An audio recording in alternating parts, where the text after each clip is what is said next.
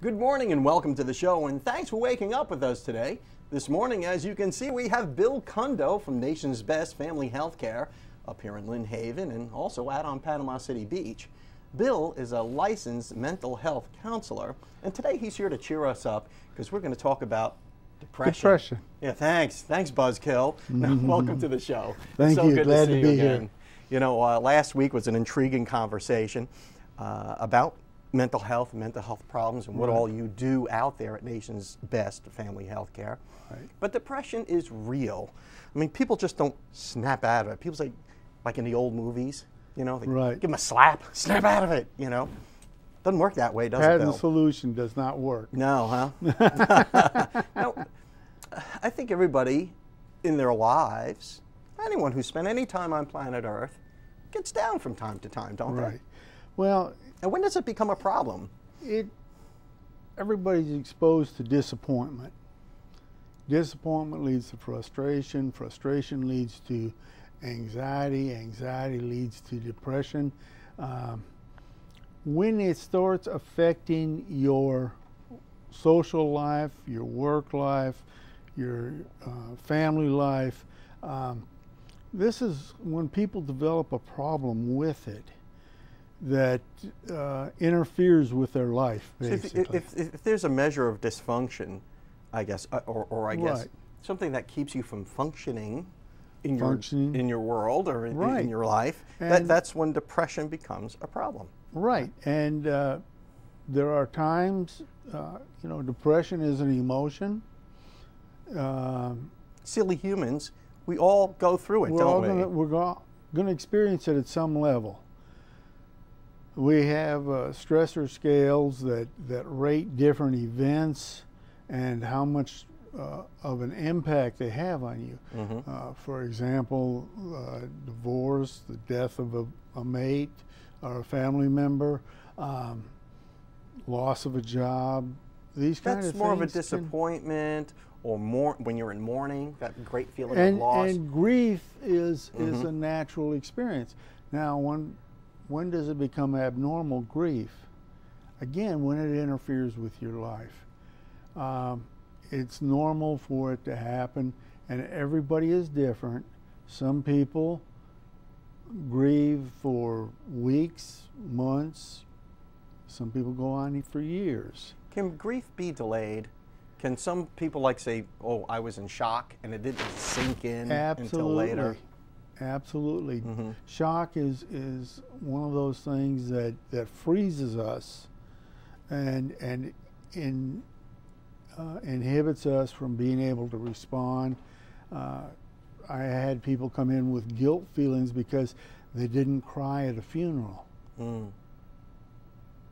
It's just a lot to process, I suppose. When you suffer a great loss, you're still processing it. Everybody does it their own way. Right. And then you've got grief combined with guilt because you didn't, you didn't cry respond like crazy. Appropriately. Yeah. And so what we have is a confrontation. But when grief goes on and you don't process it, sometimes you need help. And that's where counseling comes in. Well, Bill Kundo, we're up against the clock right now. We have to run off to the local weather. But on the other side of the weather, let's talk about what we could do to kind of counter depression and what the telltale signs of that may be when it becomes a problem. We'll be right back after your Waking Up with Don weather. Welcome back to the show. I'm here with Bill Kundo, who is a licensed mental health counselor. Bill practices at Nation's Best Family Healthcare up here in Lynn Haven, and also you're out on Panama City Beach as well. And for those of you who are just joining us, we were talking about depression, what triggers that, and how people can pull themselves out. We had an interesting conversation during the break, Bill, about what triggers depression, and we talked a lot about grief. You know, like this feeling of loss of a person, a pet, a job, whatever. Right. One of the things we've just started doing or changed in our counseling attitude is to realize that grief is not pathological. It's a normal response. It's It only becomes a problem when it interferes with your life. But what do you do? Now, I know some people have this delayed response to grief. They Or do. maybe you've grieved, but then something triggers that grief emotion again. Maybe you see somebody in an airport who looks like a lost relative. Maybe there's a sight or a smell or a sound or a song on the radio or a scene in a movie that triggers an emotion. Is that normal? It is. And we find that people are driving down the road and all of a sudden they just burst into tears and they're not sure why. And it bothers them because they want to control it. That's right. When we feel like we lose control, that's the worst feeling for a human. It's a very scary feeling for people. When we look at grief, there's an anticipatory grief that when you have someone with a chronic terminal illness, it becomes very hard. You have the opportunity to say goodbye, but it's a lingering, slow, painful process, and that's very difficult for people. And then there's the out of the blue unexpected loss. The heart attack, the automobile accident, the murder, whatever instantaneously happens, and there's no goodbye, there's no closure, presents you with another set of problems and issues that you have to deal with. So Bill, how do you pull people out of that funk? If someone has grieved or prolonged grieving, or they're in a depression from some sort of situational thing that they've got in their life? There's a number of things that we do. I'm a big believer in homework. Homework? Homework. One of the things I've had people do, especially in a situation where they've lost somebody, say, to a car accident, and they didn't get to say goodbye, I have them sit down and write a letter to that person and express their feelings. Because a big part of the thing is the healing process is to express your feelings, to acknowledge your feelings, to own them, and then to heal them. So if you didn't have a chance to verbalize that in life, while the person still had their eyes open and walking around, sit down, write it on out. Write a letter to them. Because many people, depending on what your faith is or what your belief system is, believe that you writing those words, that person may There's a life after. There's a life after, and that person may get your intent at some point. And again, it's like forgiveness. It's all about your needs, not about the other person's. If you're going to forgive somebody, and this is sometimes the problem, you lost somebody that's hurt you, and you hadn't forgiven them. There is a bitterness and an anger that eats away at you. So you have to and overcome it that becomes somehow. A very important part of being able to forgive them. Forgiveness is not clemency. It doesn't mean, okay, there's no consequences for your behavior. What it means is that you are releasing your anger, your angst, your frustration, your depression. And you don't need to carry that around. Life is tough enough without carrying all that baggage around with you. And when you start pulling that load behind you, it just becomes so burdensome that it affects other parts of your life.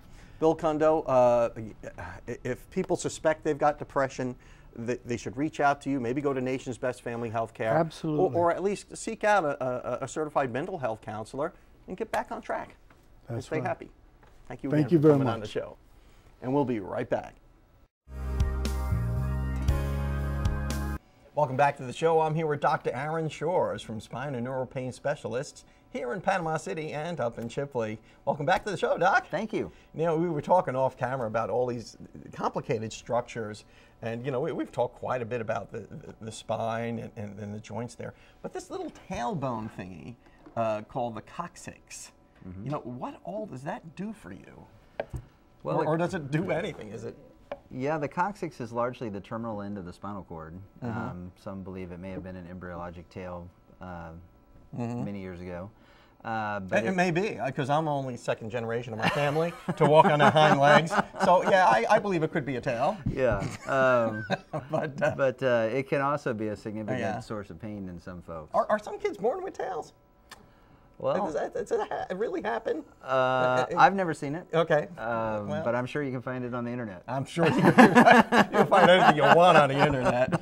But back to science. Back to You know, science. we've got the coccyx here, and you know, some people actually have bad falls. I mean, if you do a pratfall, which is always a crowd pleaser and uproariously funny, you know, for slapstick purposes, you could really injure that thing. Yep. And that'll give you a lot of problems, won't it? Yeah, the coccyx is doesn't have a lot of cushion around it, so if you take the right kind of fall, it's subject to fracture. Sometimes it can be bent in certain directions and get stuck there. And sometimes just the trauma to the area itself can just, for no particular reason, cause the coccyx to become a significant source of pain. Okay, so your tailbone is actually very important. And, you know, there are actually joints within that, aren't there? Yeah, the coccyx is made up of a few different spinal segments. The plastic model here, they're glued together, but in real life, these segments do have a little bit of mobility. And then there's also a joint here, the sacrococcygeal joint, which also can be damaged with trauma and can be a significant source of pain as well. So when you break your tailbone, it's probably at one of these joints, I would imagine. Well, the tailbone itself, yeah, the tailbone's kind of tough because that can mean a few different things in the lay community. But the fracture of the coccyx does happen, but sometimes people can have significant sources of pain to the coccyx area with no fracture. And sometimes, you know, the coccyx can become painful for no particular reason. Sometimes there are other treatments or other conditions in the pelvis or around the pelvis that can cause the irritation to the coccyx area and can be a really significant source of discomfort and limiting to many people with that type of pain. I mean, how do you treat something like that? It's not like you can put a cast on your tailbone or on your coccyx. That's true. I mean, what do you do? Well, it's as far as a fracture is concerned, as long as the fracture isn't injuring other structures, there's not much they do about it. But they can start with, you know, special pillows are made to sometimes offset the pressure in that area. And then sometimes there are particular injections that can be done both to diagnose pain in the coccyx and also to help treat it. But it's a little bit of a process. Physical therapy is sometimes a tough one because of the area it's located in. Anti-inflammatories and some oral analgesics have some help, but because it's a lot of times with coccydynia, it becomes significantly more painful when you sit on it or it's touched. Pain medicine sometimes is tough because by the time you bump it, you know, and swallow the pill, you've already changed position and you feel like you're always chasing the 8-ball there a little bit. Wow, gee, so anyway, take care of your coccyx, I suppose, you know. But suffice it to say, you know, that's the end of the spine. That's the terminal end of the spine, as you call it. That is and I guess your body is remarkably rejuvenative, and you know, it'll heal itself eventually, won't it? Sometimes, but not always. But that's why you need somebody who's a specialist in treating that, so it can try to expedite the recovery as quickly as possible. Well, we're going to have to let that be the final word. Dr. Aaron Shores, thank you so much for coming on the show and getting us smart about the coccyx. Thank you. Or the tailbone. We'll be right back. Welcome back to the show. I'm here with Richard Branham. You may know him as the guy who works at that place where it's bedtime all day long, the Sleep Center here in Panama City. That's right, that's right. Welcome to the show, Richard. Always Thanks, a pleasure Don. to see you, Yeah, my good to friend. see you. Yeah. Absolutely. Yeah, now, you're involved in a special event. You're part of an event that's going to say thank you to our first responders. Yes, I was speaking with a friend of mine over at the Panama City Beach Rotary Club. Great organization. It is. We do a lot of things together, a lot of activities to help the community out, and we were talking about how hard the Panama City Beach Police Department, Sheriff's Department, and all the first responders were doing, you know, this year. They're putting a lot of overtime in and really looking out for our community, and so we got to talking, and we said, let's do something special for them. And we came up with the idea of having a luncheon for them. It's going to be out there at the Harley Davidson shop on Back Beach Road. Harley does a lot of stuff for the they community, do. too. They do. They've been pretty good. Out there. A lot of people helped out this year to try and keep our community safe. And so we, we decided we're going to have a nice luncheon for them. And that's a lot of folks. So I talked to Andre from the Rotary Club. Andre Boyd, rings a bell. Yes, I know the guy. Yes. I said, do you think we can get some other community businesses involved? And he said, well, let me see. And man, just that quick, so many people stepped up and decided, yes, let's do this. I mean, just to give you an idea, Sonny's Real Pit Barbecue is helping out. A Superior Air Conditioning Company, Hair Genesis, DonandBubba.com. Love those guys. They do a lot for the community also. We've had them on the show. Yeah. Great guys. Every time we need something or want to do something with them, they're right there also. Yeah, you need a kidney or something, just give them a call. Yeah, give them a call. No problem. The Morris Law Firm, Perry and Young, Attorneys at Law, and of course the Sleep Center.